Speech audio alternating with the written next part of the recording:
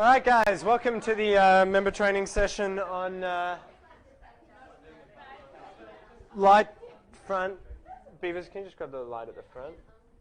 I just want to play a video to start.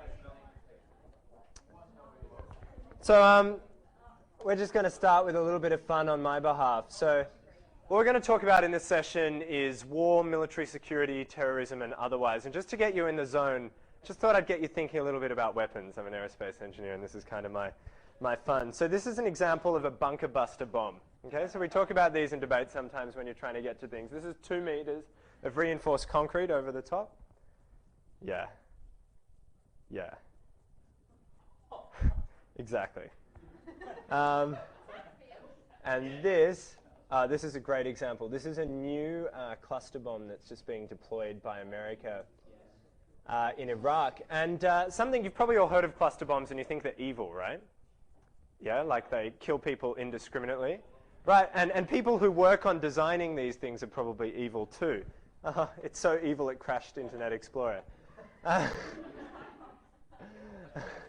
right, I can't find it. Anyway, this is super cool. Good point. Hopefully it won't reveal what else I was looking at today. No. Yeah, here we go. All right, so this is actually pretty cool. This is designing smarter and better bombs so they actually only kill the right targets. So this is pretty cool. These are guided cluster bombs. I'm a big fan of this. Is this going to kill people in this video? Not real people. This is not a snuff video, Sasha. If you want a video of the American military killing actual people, Anyway, I'm going to stop there. So that's, aside from being indulgent for me, because I find that sort of technology cool, I kind of played this to get you to think a little bit about actually what war and combat is. So for Sasha, this sort of thing is confronting. People die in war, right? And it's actually important to remember that when you debate about war and terrorism, you're talking about killing people by the actions that you put into place. And it's important to be able to convey that with real precision to an audience and an adjudicator so that people really pay attention to it. What I also wanted to point out is that military technology is pretty awesome, right? And those things, they hover over the battlefield, and then when they detect the infrared signature of a tank, they fire down specifically only on a tank. And they aim to protect civilians by only using the heat signatures typically associated with tanks, etc. But what I'm trying to show there is that in a conventional type of warfare, like we had originally in the invasion of Iraq, Western technology is pretty bloody superior. And that initial phase of war can go really quickly. But war is not always clean, and war is not always simple. And that sort of technological superiority doesn't really apply in a lot of the cases that we debate about. But with that said, okay, let's get cracking on this session. So, security, war, and terrorism. Good. Okay, so overview of what this talk is. It's going to be a whole lot of me rambling. It's going to be poorly structured, but there will be some opportunities for you to think and engage along the way. What I want to do first is cover a whole bunch of concepts that are linked to war and terrorism and otherwise. And the first of these will be the longest. So, just war theory. When is a war appropriate? Thoughts? Thinking time, please. When is war appropriate? What does that mean, James? Protect who? Okay, right. So one option is war is appropriate if genocide is occurring, if there's people that need to be protected. In fact, can you turn on the lights? Everyone's going to go to sleep. Or someone. All right, someone else. When is war appropriate? Self-defense. Self-defense, great. When else?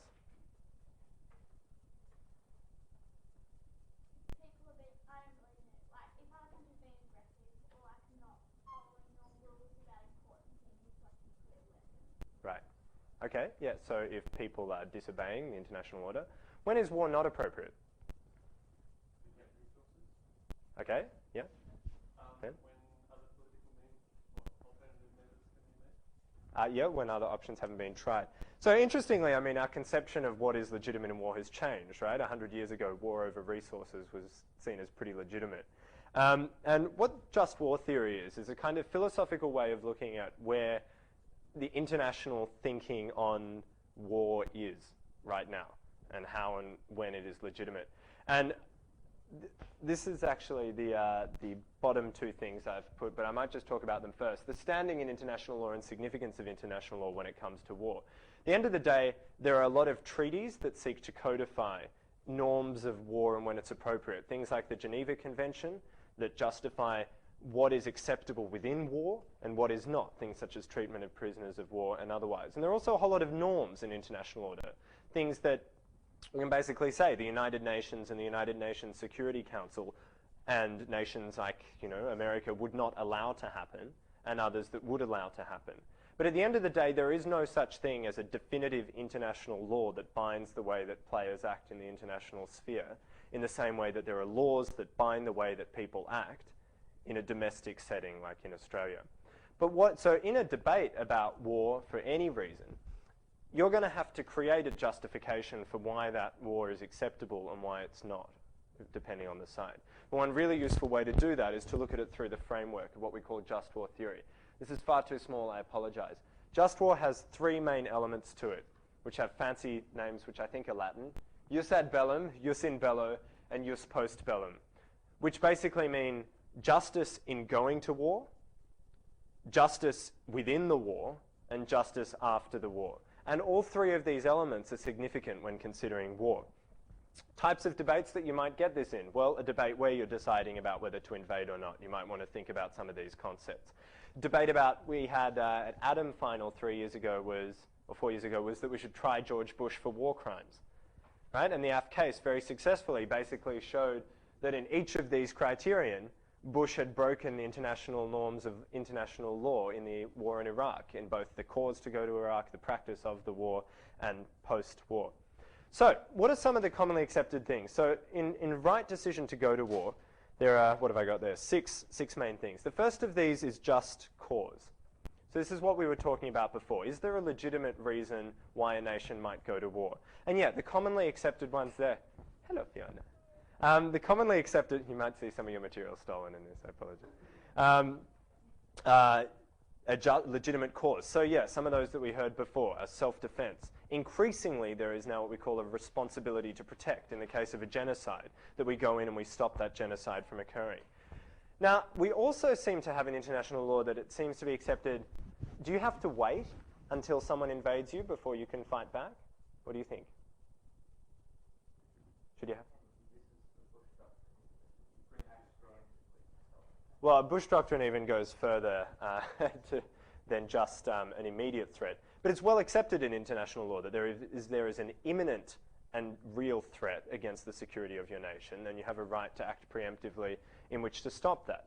Now, the problem in deciding what is a just cause goes how far back, how preemptive should something be before it's not acceptable? What might be a reason why it would be good if more preemptive action was taken? Right, so if you act preemptively, you might be able to do a smaller intervention in order to prevent a larger conflict from taking place. However, what are some of the problems with acting preemptively? Yeah, great. You never know until the thing happens whether it's actually going to happen, right? And nothing is a better example of that than the just cause nominally of going into Iraq was an imminent threat to the United States of America posed by Saddam Hussein's chemical weapons of mass destruction. Did they exist? Any conspiracy theorists in the room? Right? As far as even the US can tell, they didn't exist, right? And so whether you think that's a just cause or not, you have to be right in that cause occurring. Another thing that we talked about and is true is a last resort. Is it acceptable for a nation to invade another nation to stop an unacceptable behavior if they haven't tried other diplomatic means? It would be quick and effective, perhaps, right? But it's not the way that we want international law to kind of operate. Other ones we talk about, ignore declared by legitimate authority, right intention matters, okay? So if America was going to war in Iraq to seize oil, which some people say it was, most I hope think otherwise, that is not the right intention. So they went under the banner of a just cause, perhaps, but without the intention to actually back it up, if so you believe. This matters as to whether a war is just. The other things that I think really matter in the right to go to war, and this is something that you will talk about in a lot of debates, whether it's invading Libya, whether it's invading Zimbabwe, whether it's invading anything, or whether there is a reasonable chance of success. right? Can you justify military action to protect people if you aren't actually likely to succeed, right? If your military action will cause thousands of deaths, but you can't actually guarantee that you're going to succeed in stopping the genocides or helping the people you actually wanted, that's not a just reason to go to war.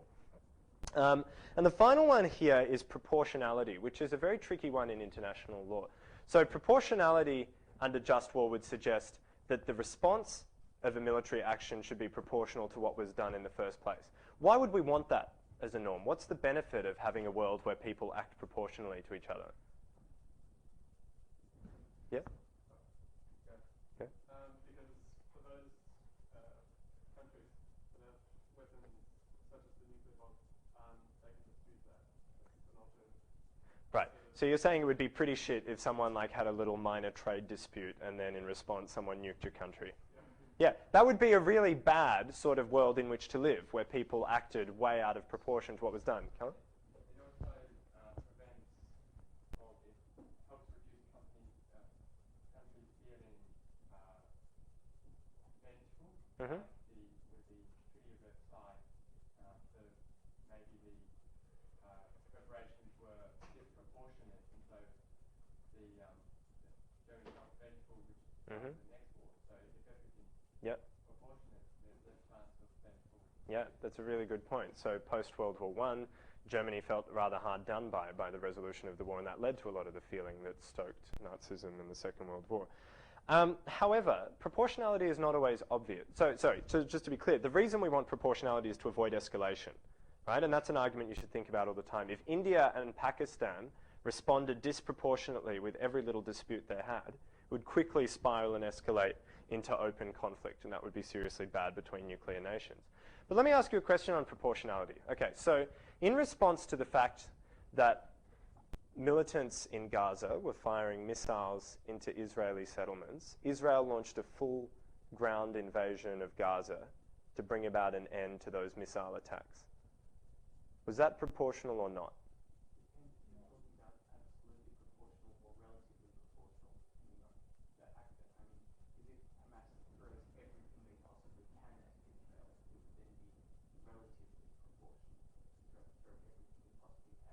Okay, now that's an interesting definition of proportionality. That one says that if America is really huge and militarily, and Australia is really small militarily, it would be proportional for America, say, to bomb all our cities in response for us, using a small.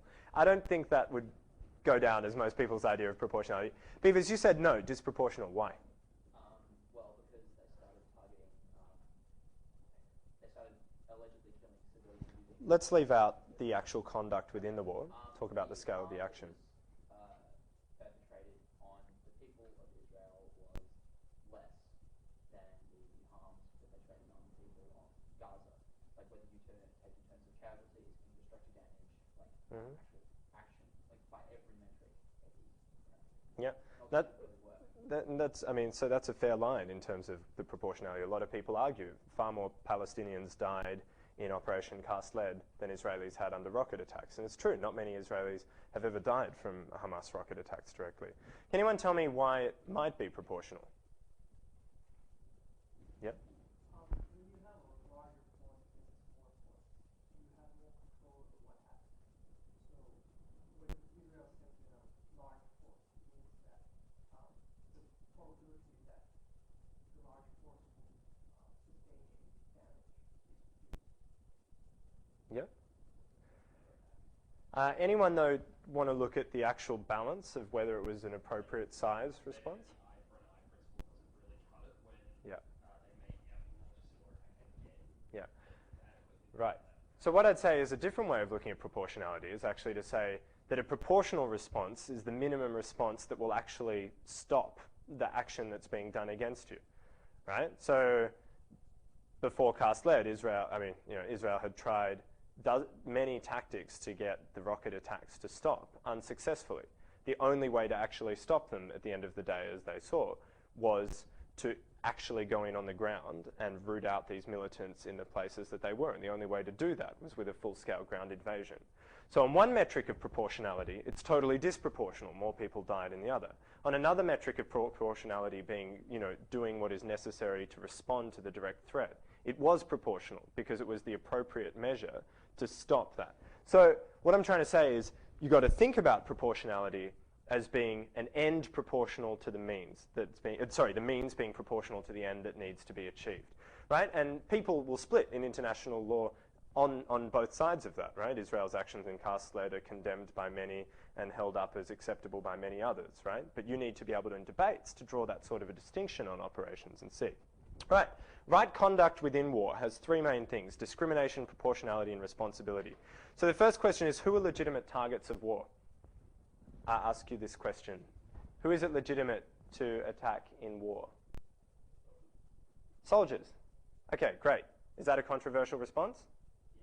Oh, sorry, I should qualify that. You don't have to. No, well, obviously not the medics. More Okay. else. So you're saying armed soldiers.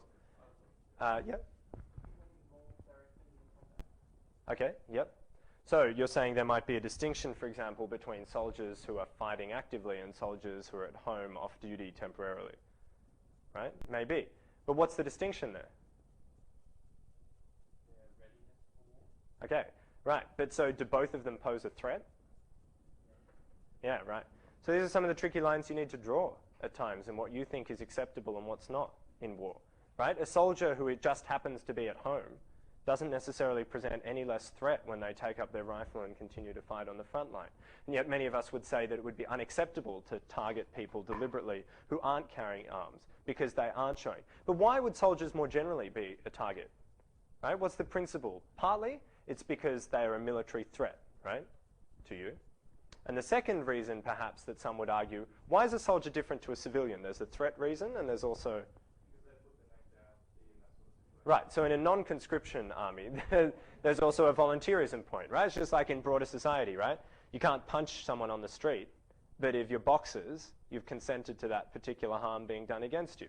Right, maybe that's a justification, but how far does it go, right? So we have pretty clearly, you don't think civilians are targets, acceptable. You think soldiers are. What about civilians who harbour soldiers and terrorists and fighters within their houses?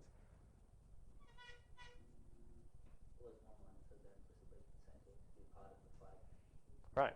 So, I mean, you know, there's the person who points the gun at you, right? But then there's the person who funds and motivates the whole action that moves the fighters, right? So in some ways, is a civilian who funds and finances conflict any different to, say, a general who just gives orders down the chain? I don't know. You need to think about these things in debates. Fiona's got an answer. No. You know, so you'll have debates about human shields, right? That human shields are legitimate targets in war. What do you think? Can someone tell me, with the kind of logic we talked about, how you could justify that a human shield is not a legitimate target?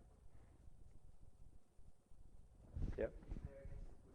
Yeah, absolutely. They never consented to be part of this, clearly against their will. What else? Yeah, a human shield is unarmed. They pose no threat to you. To kill that person is killing an innocent, and that is wrong. Like, just point blank, morally, to kill an innocent person is wrong. Why would it be a legitimate tactic?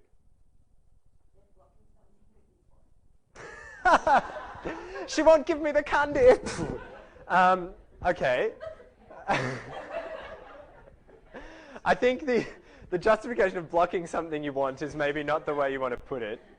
Perhaps what you're saying is that they are standing between you and a target that has to be, you know, dealt with, right? Yeah. What else? Right, okay. Yeah, so I got to say, in a lot of cases, human shields may not be completely taken against their will. You don't know, right? And finding out after you shot them is probably not good enough. Okay? But so in some cases, human shields may be volunteers or held the same way. In other cases, a human shield creates a greater threat, right? Because you can't leave the militant behind attacking, right? Or you risk the destruction of the entire operation. These are thoughts. Proportionality, we talked a little bit already about how much force is appropriate. We also talk about types of weapons that are acceptable or not acceptable to use in war. So there are international conventions, Fiona's favorite, the Ottawa Convention on the use of landmines, that make certain types of military technology outlawed. Everyone agrees that they shouldn't be used because of the harms that happen. They're not necessary, or the consequences from using them are too great. What are the problems with deploying landmines? They're indiscriminate. One, they're indiscriminate. And two, and most importantly, they remain after the war, killing civilians long after the conflict ever ended. Yeah. Yeah, big problem. And the third one that some people talk about in right conduct within war is responsibility, in terms of responsibility being placed on the warriors, on the soldiers who are actually doing the conflict. And that's kind of important to think about, to make sure that people are held to account and that there are mechanisms within the armed forces that actually do that. We'll talk more about this later. Okay, jus post bellum is a kind of newer fangled one that kind of says that once you go and have an invasion or have a war, maybe there are some responsibilities to the nation that you've gone in and blown up, or vice versa. And this comes in compensation and basically national rehabilitation. So why might you want to rehabilitate a nation that you've just defeated in war? Yeah, great. So Germany post-World War II and Japan post-World War II are great examples of where huge influxes of American investment created nations that at the end of the day were again much closer to America. Rehabilitation is also important in stopping insurgencies, right, in nations like Iraq and Afghanistan, to try and recreate the nation and build an economy that pulls people in. All right, so a couple of theories time. Lots of things to talk about. Golden Arches peace theories. Anyone heard of this? You probably saw the first line, but anyone who didn't, any guesses what Golden Arches refers to? Yeah, totally. So Golden Arches says that no two countries with McDonald's in them will ever go to war. And the basic logic of it is that McDonald's represents... Sorry?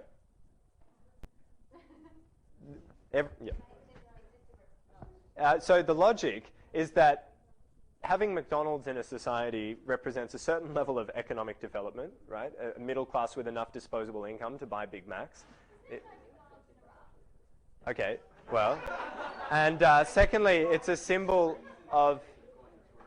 I actually don't think there were McDonald's in Iraq, but anyway. And there's a symbol of economic interdependence, right? Having a global chain. Now, the problem with this is statistically it seemed to work pretty well, but it actually fails a lot. NATO nations and Serbia both had McDonald's. India and Pakistan both have McDonald's. Israel and Lebanon both have McDonald's.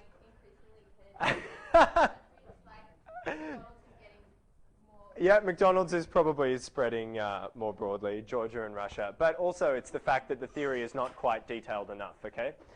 So what I'm going to go to is Thomas Friedman's new one, which is the Dell theory of conflict prevention. Dell being the computer brand. And the logic of this, it just goes a little bit further than Golden Arches. And it says that no two countries that have serious parts of a global supply chain will ever fight a war against each other as long as they're both part of that same supply chain. Why? Because nations are unwilling to risk the employment generated by these supply chains, by these multinational corporations, and the benefits and employment that come from globalization. So the logic of this, globalization, the logic at its core, aside from the funny name, is to say that the more interdependent economically nations are, the more they have to gain from their economic cooperation, the more they have to lose from fighting. And therefore they will avoid conflict. Okay? So you could use this in a debate. Would you actually call it the Dell? If you want it to be funny, sure, why not? As long as you explain what it is, it really... I think I would call it economic interdependence reduces propensity for conflict or otherwise. This is Thomas Friedman as well. Dell Computers. Basically, Thomas Friedman, who came up with the McDonald's theory, decided it was no longer valid and obsolete, and so he created the Dell theory instead. Okay, the name is a joke. You don't need to use it in a debate. But the core of this is important in debates. Why might you use it? Because it's a way to say that increasing economic ties and increasing economic dependence between nations will reduce the propensity for conflict. Now, I'll ask you a question. One example that he uses is to say that India and Pakistan have never let their conflicts escalate and have more and more been dealing with them in a quick fashion. That's partly because neither of them really wants to blow each other up with nuclear weapons. That would be bad for everyone. But it's also that they have more to gain from the cooperation and the economic interdependence that they have. And Taiwan and China is another example that he points to as being where the more economically interdependent they come, the more apparent it is to increasingly large segments even within China that they gain most of the benefits from just being economically cooperative with Taiwan and that there's not really a whole lot to be gained from actually invading in the first place, particularly not when you consider what it would do to the investment of other multinational corporations. So that's the final part about this, is that if these nations were going to go to war, what would happen to investment from other countries globally? Right? Maybe get a little scared off by these sort of countries. International norms, we don't like war anymore in any serious way. So this is reasons why the more developing a nation is, the more dependent it is economically, the less likely it is to go to war. Question. If you were in a sanctions debate, a debate on putting sanctions on a nation, and you were opposing those sanctions, how could you use this argument? That when you isolate a nation from having economic ties, they've got nothing to lose, but they have an economic incentive to attack their neighbours. Great. So put it on the flip side. What might be a proposal if you were the... So actually go further. If you're the opposition to a debate where someone's proposing sanctions on North Korea, it's a long way over the other side of the spectrum from invasion to sanctions to what I'm asking for, but what could you actually go for? Someone not be this. Yeah, aid investment. Now, North Korea probably wouldn't work so well because they don't like capitalism and they don't like investment. So you wouldn't run that there. But Iran might be a great example of where there is actually a very strong middle class, despite everything, who wields a lot of influence. And you want these people to tie their economic interest to good relations with the West, right? So the opposite, maybe not North Korea, but in Iran, the opposite to sanctions could be go really all the other way and run a really strong pro-economic engagement case. Okay? And this is the sort of argument that you might use to show why they might actually present less of a military threat if they were economically close. And it's a really powerful argument to run, right? Because you don't want to be the person who says, well, we shouldn't use sanctions because they're bad, but we have no idea of how things could get better. You want to be someone who offers a solution, and this gives you a spectrum on the left. Democratic peace theory. Okay, as it sounds, democracies don't fight with each other. And that's not 100% true. There have been small conflicts between almost democracies. Ecuador and Peru fought a very little border conflict. 200 people died, and they had both been democracies for about 2 years each. And there have been conflicts like that. But increasingly, there have been a total lack of major wars, like where more than 1,000 people died, between real democracies that actually have fully functioning democratic systems. And there are two reasons to argue why that might happen. The first of these is what we call normative reasons. Second is structural. Normative, fancy term, ignore it. Content, what it actually means, is that democracies are systems of government where people resolve disputes through peaceful means. Right? In a democracy, you don't resolve conflict by killing each other. You don't resolve conflict by fighting. You resolve it through negotiating some sort of a solution. So intrinsically, through the values of people in a democracy, it's likely that democracies would be unlikely to quickly rush to war against other nations. Now, democracies will fight if they're forced to fight, right? But when two democracies are talking to each other, they're most likely to just talk it out, right? You know, go to a room and talk out your problems, talk out your angst. Second reason is structural reasons. So it's actually not that easy for democracies to go to war, right? Like there are multiple houses of parliament, take time for things to pass through in many cases. There are strong media that dispel a lot of the myths that are often used to get wars to take place. So when you combine, and above all those things, add time. And when there's more time before declarations of war occur, there's more time, generally, for people to talk through the issues that are creating the conflict. Okay, so these are some reasons to think that democracies don't work. Now, how might you think about using this as an argument in debate? Can anyone think about the type of debate where this might be useful? Sasha? Invade. Invade to do what? Like to try and, like they've got dictators, so you're trying to remove the dictator. Great. So like an invasion that aims to create democracy in a nation. Is that what you're talking about? You know, remove Robert Mugabe to restore democracy in Zimbabwe. Like debates where the dictator and you're trying to sanction them to get rid of, like any Yeah. debate where you're trying to get rid of the dictator. Great. So this provides just another benefit of why the promotion of democracy is good. Because the extension of this argument is that if we can create democracies out there, we're safer, right? International security is enhanced by creating democracy in nations. Is that a bit of a stretch in a debate, though, to run an argument saying that not only are we going to create a democracy, we're then going to ensure that that democracy never goes to war with anyone because of this theory that because they're democracy, they won't go to war? I think it's a stretch if you phrase it like that.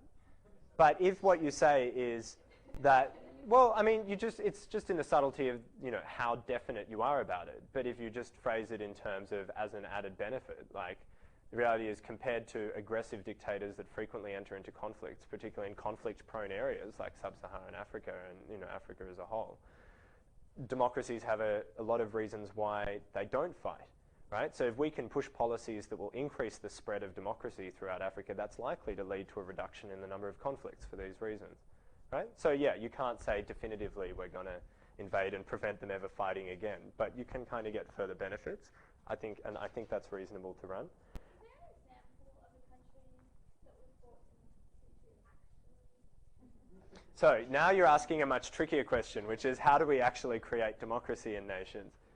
It's really bloody hard. Great example, Fiona. Any others? This is why Fiona was my partner. Yeah, post-war Japan. Yeah. Yeah, post-Russian states, like post-Soviet states, Eastern Europe. Well,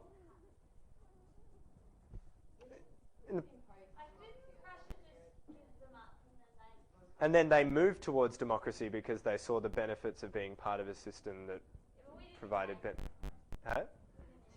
No, we didn't. And so you're right. There have been some very successful efforts to lead people towards democracy. So EU membership has been really positive in the benefits that are prescribed from EU membership. I mean, yeah, the Japan example is real. East Timor liberation. But no, there's not very many good examples. The Japan example, they still have an emperor. What did we change? It's true, and they actually had a parliamentary system beforehand. So, yeah, it kind of. The emperor lost all after the Second World War. The emperor was removed from ever exercising real power again. So that was a major change. Yeah, you can ask Fiona about this later. But there have been some more subtle attempts, right? So the CIA has a huge list of failed attempts to bring about democratic coups in nations across the world, Cuba being the most obvious sore thumb. But there's actually some really interesting stuff coming out now about the Arab Upright Awakening, as being called, to show that a lot of the groups in Yemen, in Egypt, that actually helped mobilize and bring about more democratic transitions, particularly in Egypt, the organizers and the mobilizers, were trained by American-funded pro-democracy organizations. Right? Now we're going to have to wait and see how that plays out in Egypt, but it's a one to watch and it's one to look at. Because, yeah, the main organizers were trained in America and by American-based organizations that were both directly and indirectly funded by the US government. There are big programs to fund that sort of thing. So it's something to look at. Of course, the flip side to democratic peace theory, aside from the fact it's very hard to successfully implement democracy, and the idea of forcing free democracy on a nation is kind of paradoxical, to have a free democratic society that is forced upon you from outside, is it might just be a matter of time. I mean, until we have a conflict with Iran. Now, you might say Iran's not really a true democracy, which it's not, but that's sort of thing you want. But certainly this is my third point on the neg, that promoting democracy can certainly backfire, right? In an active attempt to promote democracy, you can be deemed as meddling and all sorts of things. If you want one last point on promoting democracy, it's very hard to promote democracy from the top down and push in systems, and Tim Sonrak's favorite phrase is, elections are the birthday party of a democracy, right? Like, elections don't prove you have democracy. Like, an election should be the celebration of a democratic system, right? But without the rule of law, without a free press, without individual rights, people can't vote fairly, people can't vote freely, can't vote really. So now most democratic movements globally that are trying to push and increase democracy are more about building civil institutions, right? So they're about the US government and many others now about helping to try and strengthen rule of law in a nation, try and help strengthen protections for rights, try and help strengthen economic opportunity, all of these things that make it easier. Okay, mutually assured destruction. I just want to deal with this really quickly. What is mutually assured destruction?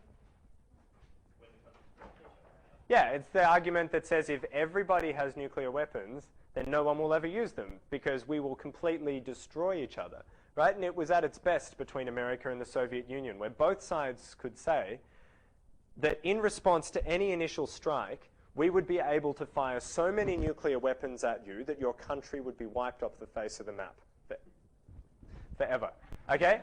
And that's mutually assured destruction. So more nukes you have, the more safety you have.